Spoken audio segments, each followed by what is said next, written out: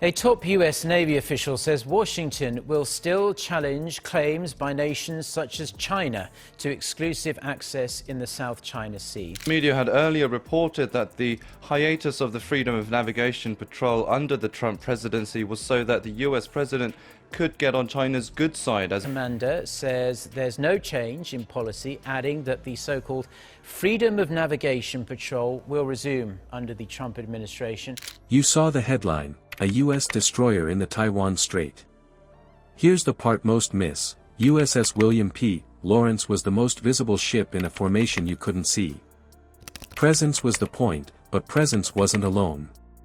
Stay with me and I'll show you the silent triad that turned a lone transit into a layered deterrent, a Virginia-class submarine shadowing below, a P-8A Poseidon fusing sensors above, and allied eyes in space and across data links. This wasn't provocation. It was a calibrated signal. Presence is power, when every sensor ping is policy. Before we move on, I'd like to ask you a small favor. If you appreciate this content, please take a second to like this video and subscribe to the channel. Over 98% of you watch the videos without subscribing. It costs you nothing, but it makes a huge difference to us. So, did you click the subscribe button? Great! Thank you so much. Now, back to the video. saying there is no change in policy toward the region under President Trump. He added that the U.S. Navy stopped its Freedom of Navigation patrols temporarily, but he added that the military still proposes the operations. The U.S. military's presence in the region is frowned upon by China. You saw one gray hull on open water. The trick was what you didn't see. On paper, a single destroyer sliding through a narrow strait looks exposed. USS William P. Lawrence held steady while cameras tracked her wake, and that frame tempts a simple judgment: one ship, one choke point, too many angles of fire. But then the box forms. Shore-based anti-ship missiles watch from concrete heights. Maritime militia craft idle near lanes, ready to drift and crowd. Plan escorts shadow at close range, port and starboard, while coastal and airborne radars ride every sweep across the hull. The water is narrow. Space shrinks. Intent gets read off decimals. In the South China Sea because America just went through a change in administration. The FONOPs involve US ships or planes going near features claimed by China and others, gets its feet on the ground and determines where would be the appropriate point to take advantage of these opportunities and where it wants to wait. In tight water, small moves get loud. A 5-degree turn becomes a line in a briefing. A ping on a scope turns into a headline. The risk isn't only metal on metal, it's meaning. A destroyer in compressed seas has less room to maneuver and less room to be misunderstood. So commanders strip the transit to basics. Lawful passage under the rules, steady course, steady speed. No flourish. Predictability is the de-escalator. You let the pattern speak: transit here, transit now, transit clean. Meanwhile, the ship's voice stays low. To test their assertions to exclusive access, Swift said he was not surprised that the process has continued in a dialogue as the new...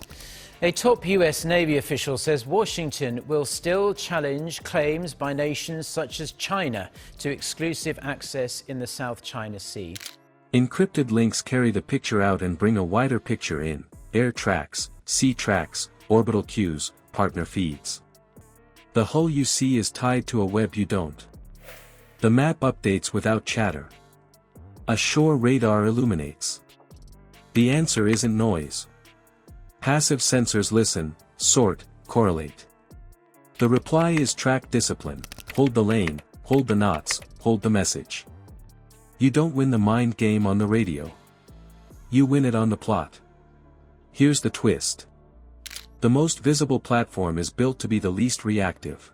Restraint denies the script an opponent wants. Flares, flinches, and fast moves can be bait. So the lonely path isn't lonely. It's timed, covered, and cross-checked. That turns a soft-looking target into a hard presence. Now pull the curtain on the rest. what rides below the keel, what watches above the clouds, and what stitches the Allies into one screen. Why show one ship on the surface? Because two quiet layers change the risk. Here's the solve. The transit sits inside a multi-domain net, undersea stealth, airborne reconnaissance, and allied networks that sync what each sensor sees into one shared picture. The surface ship keeps the line. The other layers stack pressure where it counts. Start below the keel. A Virginia-class submarine likely trails the corridor at depth, riding quiet propulsion and hunting by passive sonar. It speaks through silence. It profiles screw tones, listens for pump noise, tags faint cavitation, then holds fire and holds position. The value isn't a shot. The value is doubt. That doubt forces a choice. Any ship or sub that wants to press close must assume contact. Every turn, every ping, every speed change could flag its track. Uncertainty taxes the bold move. Rash becomes expensive, even before a weapon leaves a tube. Now the high cover. A P-8A Poseidon runs a wide arc at altitude, blending radar sweeps, EO/IR, and the sound field from sonobuoys it cues and drops. It stitches a live map and passes it across encrypted links in near real time. Tracks get labeled, merged, and handed off without a word on guard. Then you fuse it. The destroyer's surface sensors, the Poseidon's wide scan, and the submarine's ears pool through allied data links. Add partner platforms tuned for the ether, an E-7 wedgetail for battle space management, an RC-135 rivet joint trolling for emissions. Electronic vigilance fills the gaps that radar can't. Allies make it muscle memory. Five Eyes sharing and drills like Balacaten mean this isn't guesswork.